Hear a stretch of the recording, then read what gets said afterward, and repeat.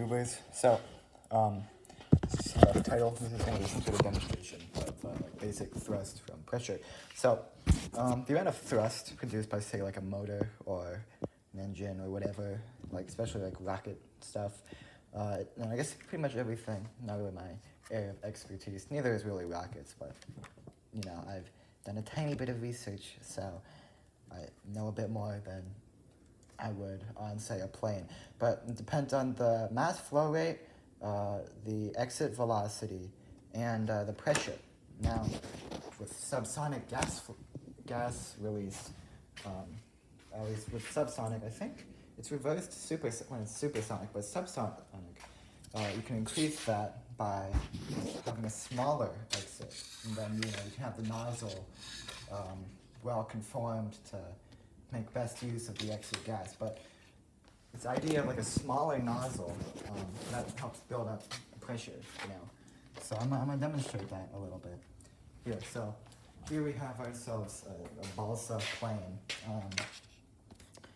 Let's see, where could I set up the camera?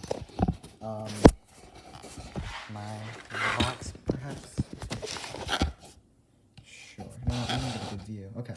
So if I say took not just my mouth, right? So in this, we're gonna have three different tests. We're gonna have with just me blowing on it, using a large little valve piece, and to constrict the air, and an extra small one. This would be able to increase the pressure, and if you don't believe me, that's why I'm showing you this. So now in this case, we'd say that everything except for like the nozzle size, the exit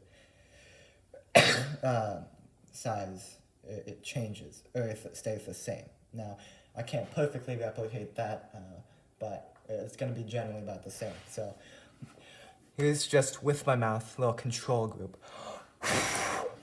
Okay, you know what? Let's get a... That's not really the fault of the plane there. So let's start it. Let me get a little wood beam to good start mark. And find the center of mass and align that. No. Okay. Keep screwing this up. Sorry. So you're just gonna have to take my word. I guess I can draw it to this. That's our start point.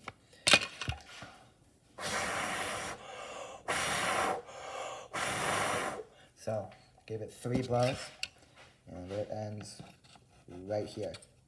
So that's no nozzle. Now we're going to use the larger one, and I'm going to, again, blow on it 3 times, so I'm going to use this guy.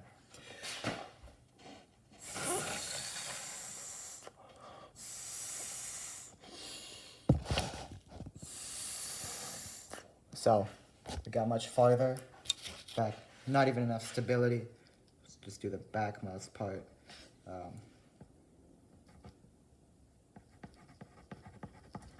And finally, we're going to use the smallest one.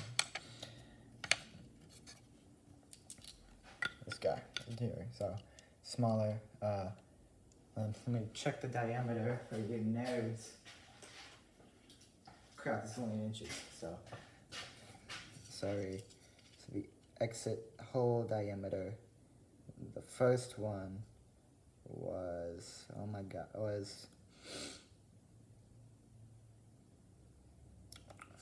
crap, okay. That's a quarter, 1/8.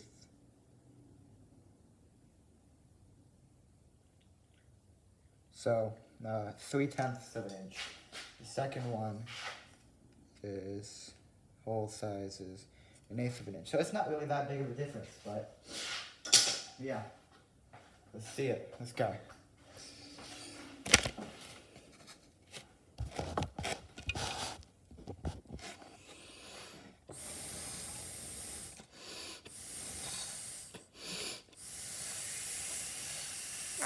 Okay. So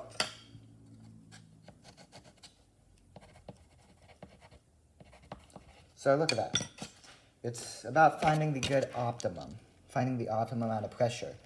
Same with nozzles. You can't have it too small, or it comes out too slowly. You can't have it too big, or it doesn't come, strongly enough. So you see, with no nozzle, we got it. What the hell? Why is this? Okay, whatever. Less than 3 inches away. And then the second guy, we got about 8.5 inches. And then the final one, we got to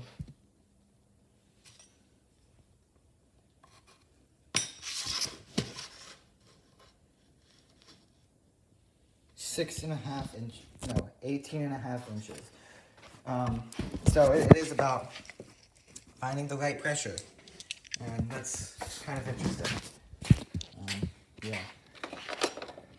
It can't have too much, or it comes out too slow, And I guess it's the same with a balloon, right? Like, picture yourselves a balloon here, right? So we have a balloon, right? And say it's completely sealed. The compressed air is pushing in all directions, right?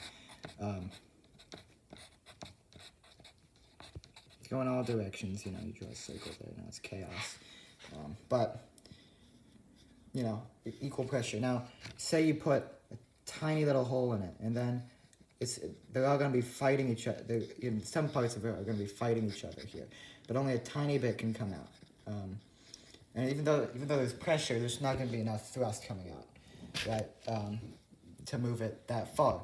You have half of it open, and they're not fighting each other enough. They're kind of all just able to passively leak out. Not much thrust again. And finally, you have a right-sized hole, and then enough can come out that it's gonna have thrust, but it's not gonna be enough, but they're still gonna be fighting each other to get out, and you want to find that optimum balance. So, if it's too small, what was it? Okay, hold on, let's just find what I wrote down. The mass flow rate. So, without as much fighting, if it's not as pressurized, if it's able to come out, it's not, the mass flow rate is less. But the velocity or whatever, I forgot the rest of it. The exit velocity is less. Well, the exit velocity, mass flow rate, I guess the mass flow rate's less here. The velocity is less here. But you can find the optimum balance here, and that's what we have tested. So that's pretty cool. Well, it wasn't exactly the optimum condition for an experiment, by no means, but it had merit, I would like to say. So there you go.